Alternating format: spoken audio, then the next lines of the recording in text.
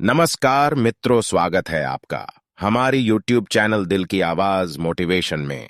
हार पुण्य है या पाप? आज इस संदर्भ में हम आपको एक कथा सुनाने जा रहे हैं।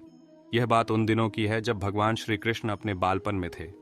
एक बार जब श्री कृष्ण एक पेड़ के नीचे बैठे बांसुरी बजा रहे थे, उसी तरह एक हिरण दौड़ता चला आया और उनके पीछे जाकर छुप गया।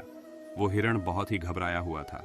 भगवान श्री कृष्ण ने उसके सिर पर हाथ फेरते हुए कहा, क्या हुआ, तुम क्यों छुप रहे हो?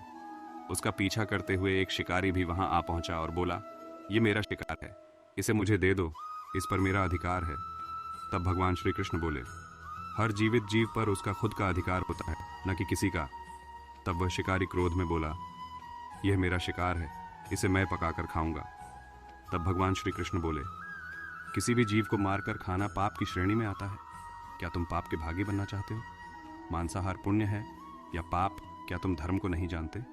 तब वह शिकारी बोला, मैं तुम्हारे जितना शिक्षित तो नहीं कि यह जानूं कि मांसाहार पुण्य है या पाप, पर मैं यह जानता हूं कि जीव को मारकर खाना इसमें कोई हर्ज नहीं। मांसाहार से तो एक तो वह जीव को जीव बंधन से मुक्त कर रहा है, फिर क्यों मांसाहार से मना किया जाता है? मांसाहारी होने को क्यों नहीं कहा जाता? वैसे भी मैं इसको मारकर नीच योनि से मुक्ति दिलाकर पुण्य ही कमा रहा हूं, फिर इस पर पाबंदी क्यों? इसे तो प्रोत्साहित करना चाहिए। जहां तक मैंने सुना है, जीव हत्या तो शास्त्रों में भी बताया गया है। राजा लोग शिकार किया करते थे। ऐसे तमाम तर्क देते हुए श्री कृष्ण से पूछा कि फिर क्यों ये मांसाहार गलत है और पाप की श्रेणी में आता है? आप ही बताइए, मांसाहार पुण्य है या पाप? भगवान श्री कृष्ण समझ गए कि इसकी बुद्धि मांस खाने के कारण तामसिक हो गई है और उसने सोचने और समझने की बुद्धि भी खो दी है। फिर भगवान श्री कृष्ण बोले, इस अंतहीन विषय पर पहले मैं कोई राय नहीं दूंगा। मेरी इस छोटी सी कथा सुनने के बाद तुम ही उत्तर देना कि मांसाहार पुण्य है या पाप, और तुम्हें मांस खाना है या नहीं। वह शिकारी सोचने लगा कि इसमें मेरा तो कोई घाटा नहीं है, इस कथा को मैं सुन ही लेता हूँ, मेरा मनोरंजन भी हो जाएगा और बाद में मुझे इसका मांस भी मिल जाएगा। तो भगवान श्री कृष्ण ने अपनी कथा आरंभ की। एक बार मगध में खाद्य संकट खड़ा हो गया तो अन्न का उत्पादन कम रहा। राजा को चिंता हुई कि यदि इस समस्या का शीघ्र निदान नहीं किया गया तो संरक्षित अनाज कोष भी खत्म हो जाएगा और संकट भीषण हो जाएगा। तो सम्राट ने अपनी राज्यसभा में पूछा, देश की खाद्य समस्या को सुलझाने के लिए सबसे सस्ती वस्तु क्या है? मंत्रीगण सोच में पड़ गए। चावल, गेहूं, आलू इत्यादि पदार्थों को उगाने के लिए बहुत श्रम करना पड़ता है। वह तभी प्राप्त होते हैं जब प्रकृति का प्रकोप न हो। ऐसे में तो कुछ सस्ता हो ही नहीं सकता। भी शिकार का शौक रखने वाले एक मंत्री ने सोचा कि यही उत्तम अवसर है, क्यों ना अंधाधुंध शिकार के लिए राजा की अनुमति ले ली जाए। उसने सभा में कहा कि सबसे सस्ता खाद्य पदार्थ है मांस। इसके लिए धन का खर्च भी नहीं है और पौष्टिक खाना भी मिलता है। सभी सामंतों ने इस बात का समर्थन कर दिया, लेकिन मगध के प्रधानमंत्री अभी भी चुप थे। सम्राट ने पूछा, प्रधानमंत्री आप चुप क्यों हैं? आपने कोई अनुमोदन नहीं किया, आपका क्या मत है? प्रधानमंत्री ने कहा, मैं यह नहीं मानता कि यह कथन सही है कि मांस सबसे सस्ता पदार्थ है। फिर भी इस विषय पर मैं अपने विचार आपके सामने कल रखूंगा। प्रधानमंत्री उसी रात मांसाहार का प्रस्ताव रखने वाले सामंत के घर पहुंचे। सामंत ने इतनी देर रात प्रधानमंत्री को अपने घर आया देखा तो वह घबरा गया। किसी अनिष्ट की आशंका से वह कांप गया। प्रधानमंत्री ने कहा, संध्या को महाराज बीमार हो गए, उनकी हालत बहुत ही खराब है। राज वैद्य ने कहा है कि किसी शक्तिशाली देह का 2 तोला मांस मिल जाए तो राजा के प्राण बचाए जा सकते हैं। आप महाराज के सबसे विश्वास पात्र हैं, इसीलिए आपसे योग्य कौन होगा? इसके लिए आप जो भी मूल्य लेना चाहें ले सकते हैं। आप कहें तो इस काम के लिए मैं आपको 1 लाख स्वर्ण मुद्राएं भी दे सकता हूं। एक बड़ी जागीर भी आप मांग सकते हैं, बस आप अपनी इच्छा कहें। मैं कटार से आपके हृदय को चीर कर बस 2 तोला मांस निकाल लूंगा। यह सुनकर सामंत के चेहरे का रंग फीका पड़ गया। वह सोचने लगा, जब जीवन ही नहीं रहेगा तो लाख स्वर्ण मुद्राओं से मैं क्या करूंगा, और बड़ी जागीर भी किस काम आएगी।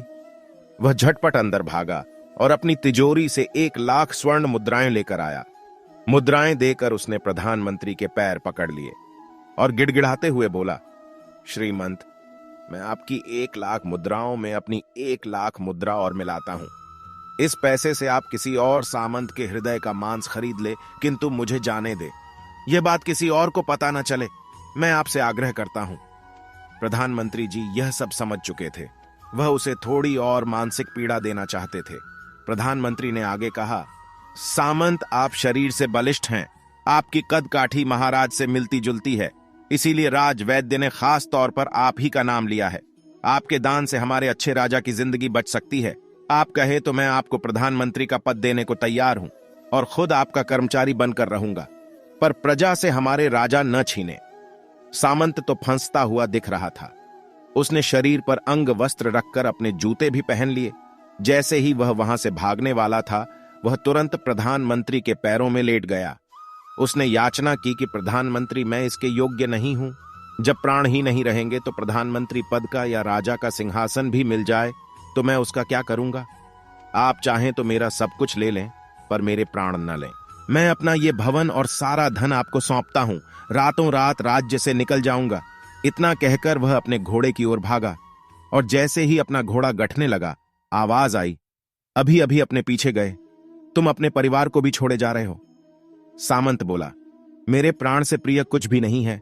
जब जीवन ही न रहेगा तो कुटुंब का क्या करूंगा? जीवन रहा तो ऐसे ही सुखी रह लूंगा। इतना कहकर घोड़े पर छलांग लगाकर बैठ भी गया।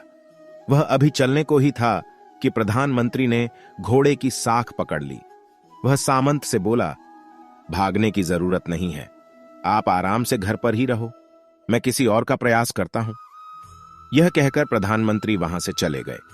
प्रधानमंत्री के वहां से जाने पर सामंत के अंदर कुछ जान तो आई, परंतु बेचैनी बनी रही। उसकी नींद खराब हो चुकी थी। मुद्राएं लेकर प्रधानमंत्री बारी बारी से सभी सामंतों के घर पहुंचे और सभी से राजा के लिए हृदय का 2 तोला मांस मांगा, परंतु कोई भी राजी न हुआ।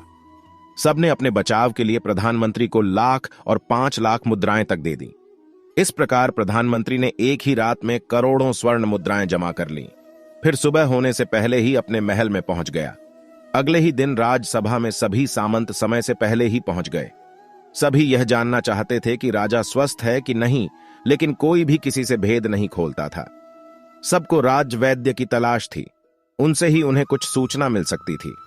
प्रधानमंत्री ने सैनिकों को आज्ञा दे रखी थी कि जब तक महाराज राजसभा में न आए, किसी भी सामंत को भी महल से बाहर जाने की आज्ञा नहीं है।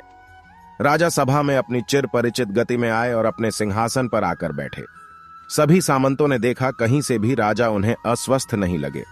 उन्हें तो कुछ हुआ ही न था। प्रधानमंत्री ने उनसे झूठ बोला।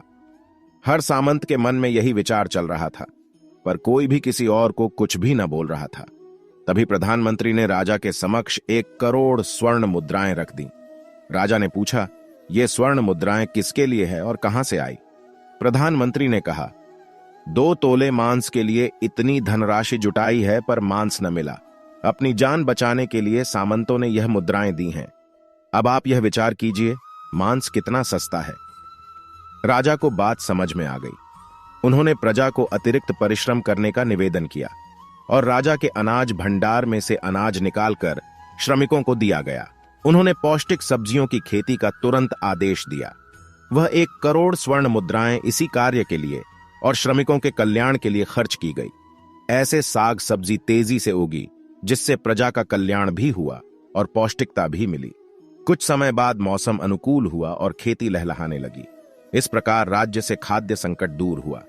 तो मित्रों, जीवन का यह मूल्य भगवान श्री कृष्ण हमें इस कथा के जरिए समझाना चाहते हैं कि हम यह न भूले कि जिस तरह हमें अपनी जान प्यारी है, उसी तरह सभी जीवों को अपनी जान प्रिय होती है। अपने दिल से जानिए पराये दिल का हाल। यदि संसार के संबंधों से मुक्त करने का तर्क सही है, यदि जीव हत्या जीव को संसार बंधन से मुक्त करने का तरीका है, तो अत्याचारी द्वारा किया गया नरसंहार भी मान्य है। वह भी ये तर्क दे सकते हैं कि वह लोग जीवन के कष्ट से आप लोगों को मुक्त कर रहे हैं।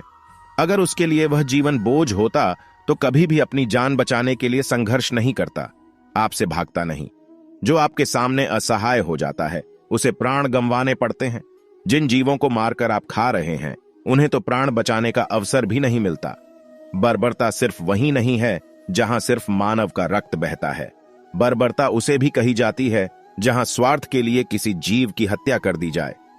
हम अंत समय में जिंदगी भर के पापों के लिए जिंदगी भर सुकर्म करने की कोशिश करते हैं, परंतु हम यह भूल जाते हैं कि जब वह जीव हमारे लिए काटा गया और हमारे लिए तड़पा, उसका श्राप हमें इस जीवन में ही नहीं, बल्कि अगले जीवन तक नहीं छोड़ता। परमात्मा से यह ज्ञान पाकर शिकारी परिपूर्ण हो गया और उसे ज्ञान की प्राप्ति हो गई, और वह जान गया कि महानता जीवन लेने में नहीं बल्कि जीवन देने में है। शिकारी भगवान के आगे हाथ जोड़कर वहां से चला गया और उसने कसम खा ली कि वह अपने संपूर्ण जीवन में किसी को भी कभी चोट नहीं पहुंचाएगा।